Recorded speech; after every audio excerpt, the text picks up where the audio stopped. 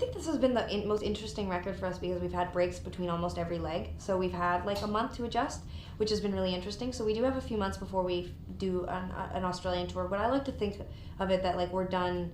We finished working the record right about now. And like, but this tour itself wasn't even really working the record. It just felt like we were touring because we're a touring band and we play live and we like doing that. And we wanted to bring out some old stuff. We have a 5-record catalog we wanted to play from. It's a great time in America to be touring because as liberals and as incredibly articulate people, it was really nice to get up on stage and be able to say, hey, you guys should vote and here's how you do it, and like you should register and don't forget to do this, and whoever you vote for, just make sure you vote, and it's like the democratic process and do it, blah blah blah, and that wasn't very articulate, but whatever. But it's been a great time to do it. So I think we toured for a number of reasons, and so Australia will be the same. So I think it was actually probably about 3 months ago that I started to have the weird withdrawal where I was like, oh my god, we're not obsessing over how the record's doing, we're not worrying about numbers, we're not like freaking out, I'm not calling my manager 80 times a day getting 1,000 emails, like we are settling down. And I didn't know that I was going through that, but every time it happens I have like a moment. It's like how women never remember they're getting their period even though they get it once a month for like 80 years or whatever, right? So it's like I was having this conversation with my mom where I was doing the whole like I don't know, and I just feel like, and I don't know, should I paint my place and where should I spend my time off and blah.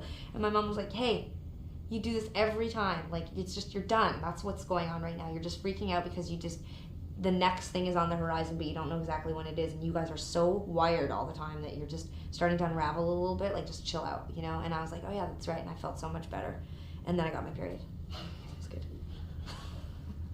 I never get used to having to spend time with 12 people in like one space. I think it's an awkward thing, especially as you get older. It's like, most people, if you had to go home at the end of your day today with all your coworkers and get into your pajamas and have breakfast or have dinner and then go to bed in the same room, get up together, have breakfast, how long would that job last? Like you would be like, no, thank you. And it's a funny world that we live in. So I never really get used to that. And then completely opposite, I never really get used to the solitary, reclusive sort of writing place that most artists go to. It's lonely and it's strange and it makes life in like normal world, like relationships, friends, family members, it makes it really uneven and unbalanced. I've spent the last 10 years asking almost every single person I know to consider me and my schedule and my needs and my time off, and and it's difficult. You become the center of everyone's attention, whether or not they want to give you that attention. It's just the reality. I tour until the 20th of December, and so my mom just has got to accept that I'm not going to be there till the 21st, and I'm going to need to go Christmas shopping. And it's like, you get used to the idea that your life is the center of everyone else's life, and it's really, there's kind of like a weird energy about that, because then suddenly you're like alone in your closet writing a song and you're like, where is my applause?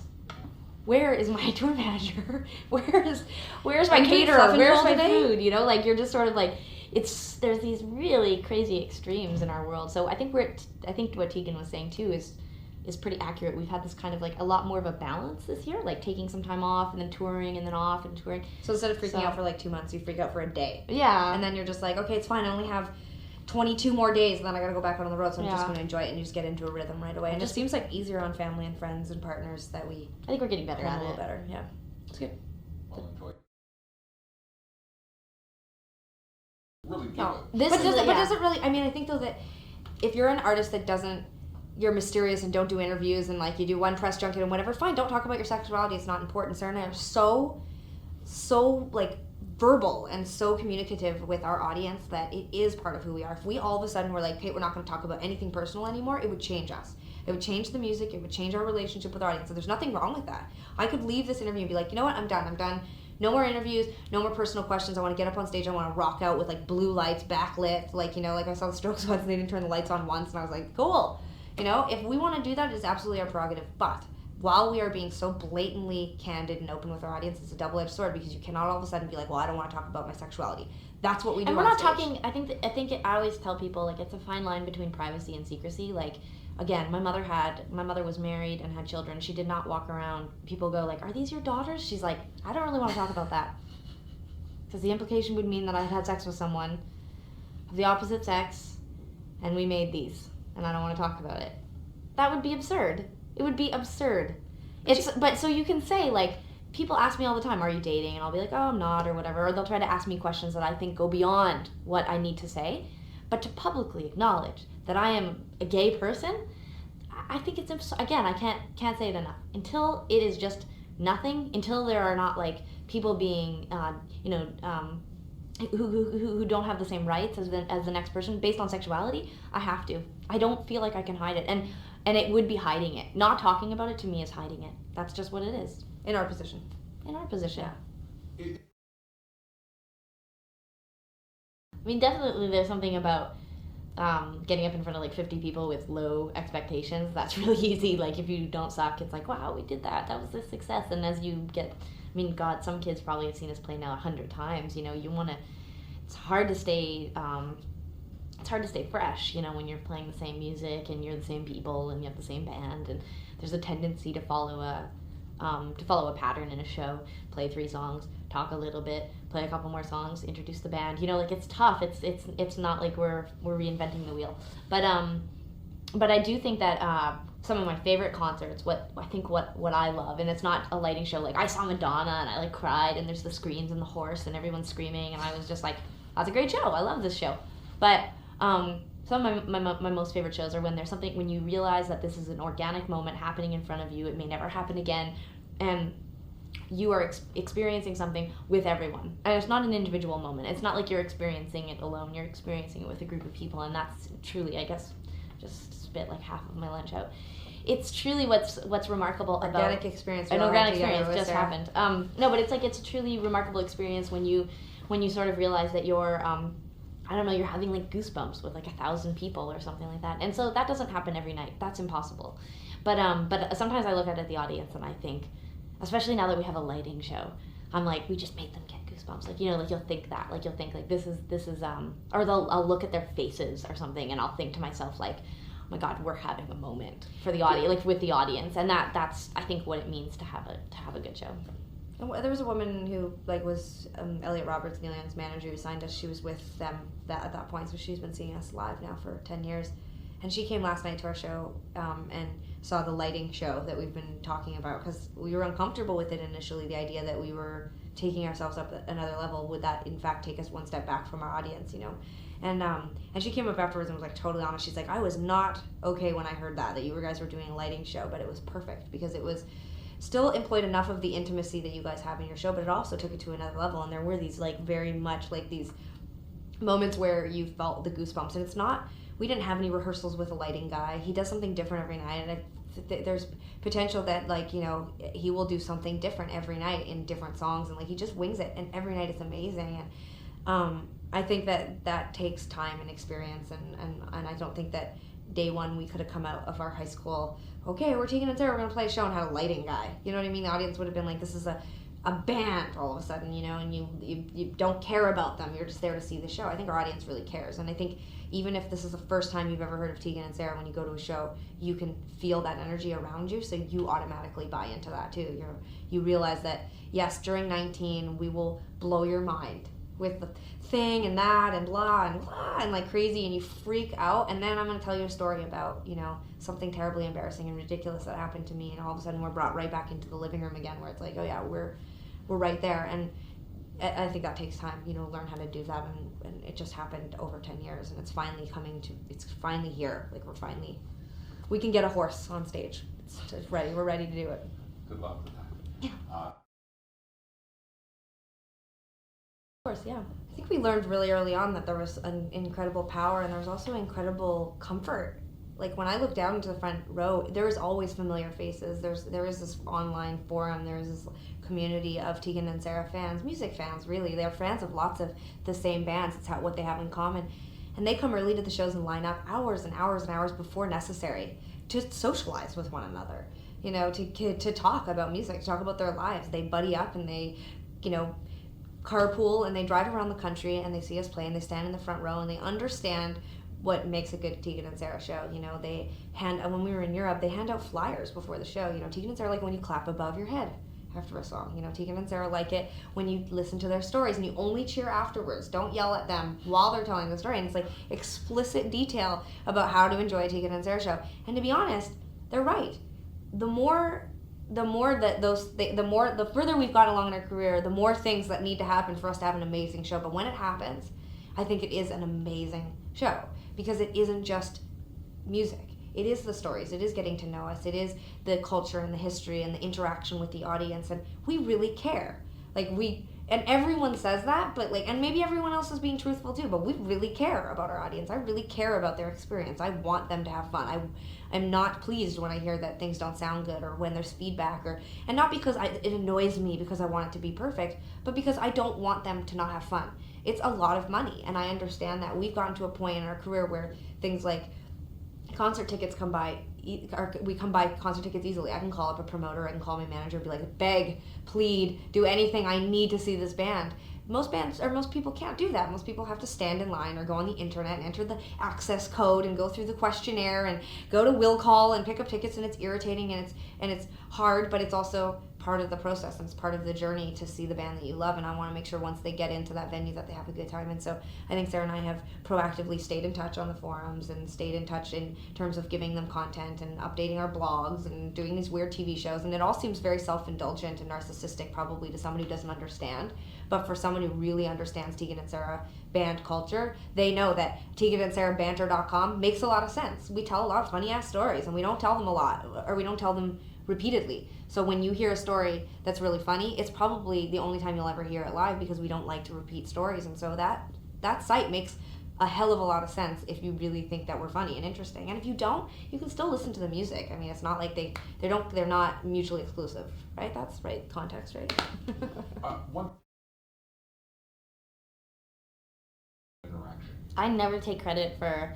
I mean, this is purely the accident of the internet and the organic kind of growth, like you say, like this sort of like acceleration of like us, the artists, being able to suddenly go around you, the media, and talk directly to the people who we once depended on you to contact for us and communicate a message. And for a long time, again, much like our decision to work with an independent label, we couldn't, with our first couple albums, we weren't doing television, we weren't doing radio, maybe the odd college thing or whatever, but we were suddenly able to talk to the 10 kids that liked us, or the 50 kids that liked us, or the 10,000 kids that liked us. And so we were able to like really come across like really natural and exactly who we were. We weren't being filtered through a media outlet or a radio station or sound bites. And it was a really sort of it was accidental that we were able to create this really open communication with the people that liked our music. And now it would be difficult, I think, to go like, oh, never mind, you guys do it. You take it and you bring it to the people. Shuttle it to the people how you think it should be. Now we're like, forget it. Like, I want people to know us right from our mouths. But then you also start to branch off into this other world where you let people critique you and sort of twist you into their light, and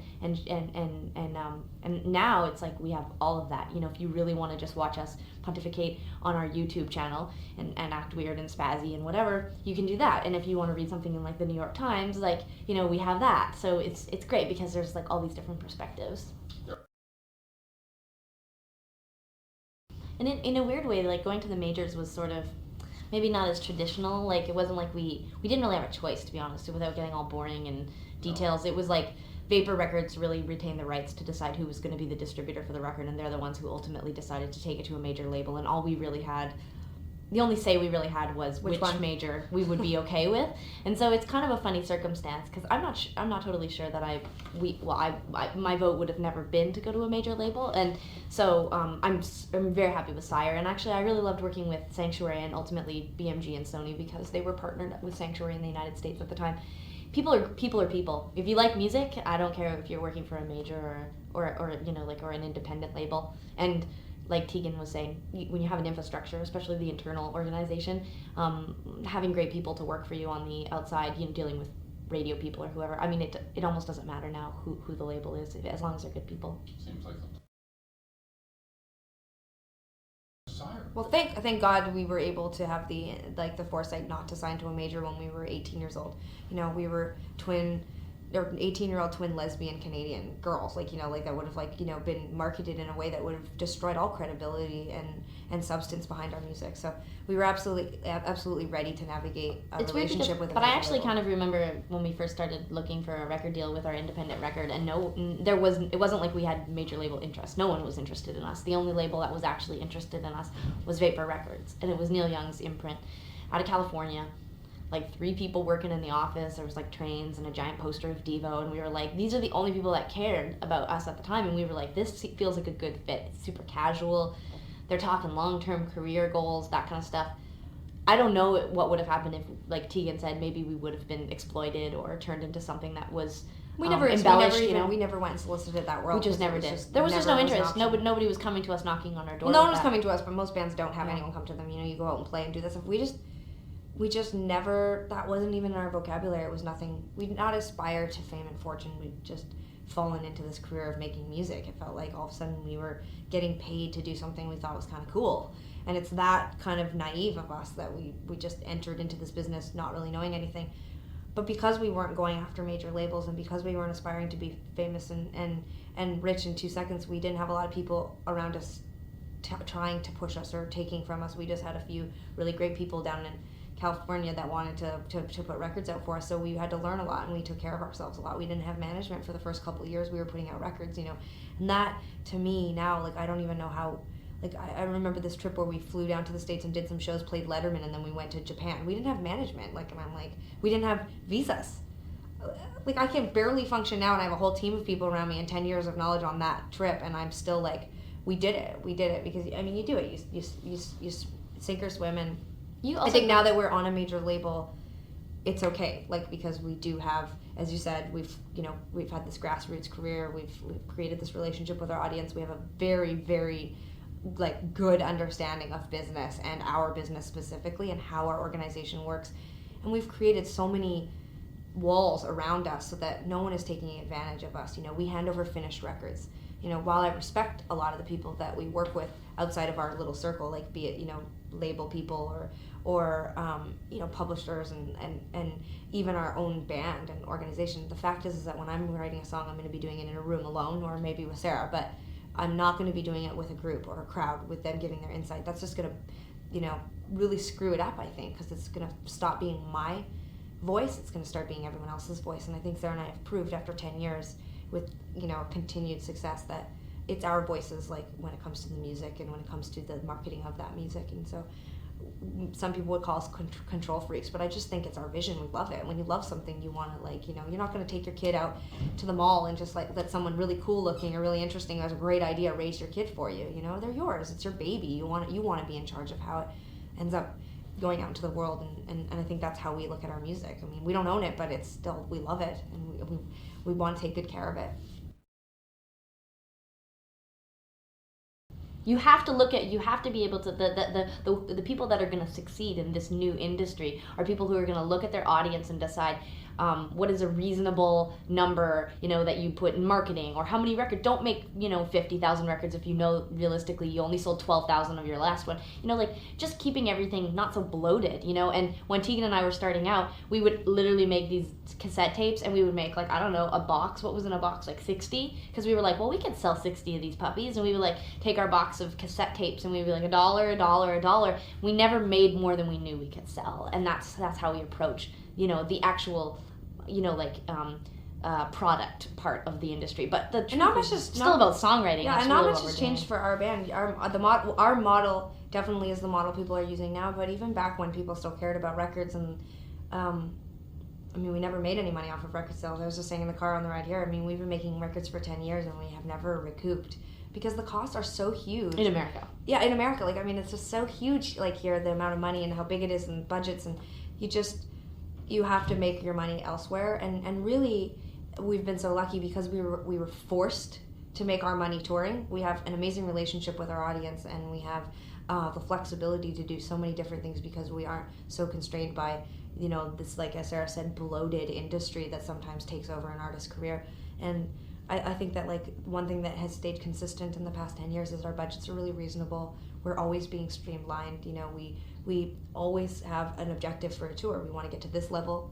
we want to sell this many tickets, we want to play this size venue, this is who we're going to add in terms of crew. At the beginning of this record, we said we wanted to add a monitor person and a lighting person. Those were the 2 additional employees.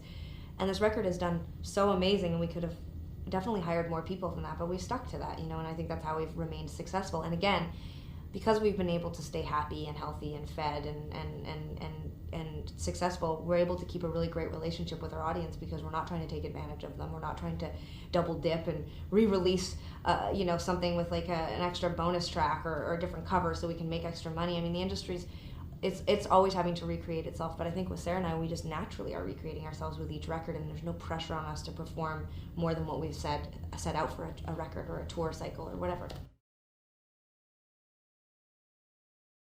I think that we've gone from being a record industry just back to a music industry. Like, I think that originally you wrote songs, and the idea that you could record them, they were sort of, I guess the point of the recorded audio was to get people to come out and see you play music live. And now you kind of almost have, I'm sorry, am I boring? No, I'm sorry. or it's about nap time. It's nap time. Just go to a split screen and then put like Big Bird next where I'm sitting. I try to just pretend. I'm not interested in. Oh, I'm sorry. I try to pretend. Can we do a poll of the room? Is anyone here able to stop a yawn? We don't even know what causes yawns. There was not even but a covering. There wasn't even a movement to cover the yawn. I thought this would be more obvious if I was like, instead I was like, I turned my arm. I mean, I tried to angle it. Relax. I think that we've gone back, at least the kind of band that we are, where we're a touring band. We don't look at the record industry as just a way to sell records. We're out there playing music live and writing songs, and that we're able to sort of like now rely on television and movies and radio and the internet, and we own our own merchandising company, and so we rely on that to also provide sort of, there's just these ancillary revenue streams that are able to help us branch out, and we don't rely so much on selling the actual audio as a CD in that format anymore. However, the music lover, we are young, but we were teenagers in the 90s, and we saved up our allowance to buy CDs every week. That's what you did, and there's still this part of me that thinks that there must be some part of our audience that still wants that, and so we'll continue to make records for the people that want them.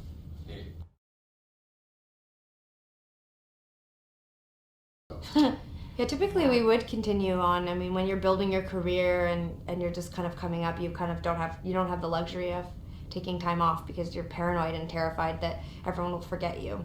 And between our last 2 records, we were able to actually take a substantial break, which was so healthy for us. And I think that it really inspired so much more because we had the time to sit at home and record.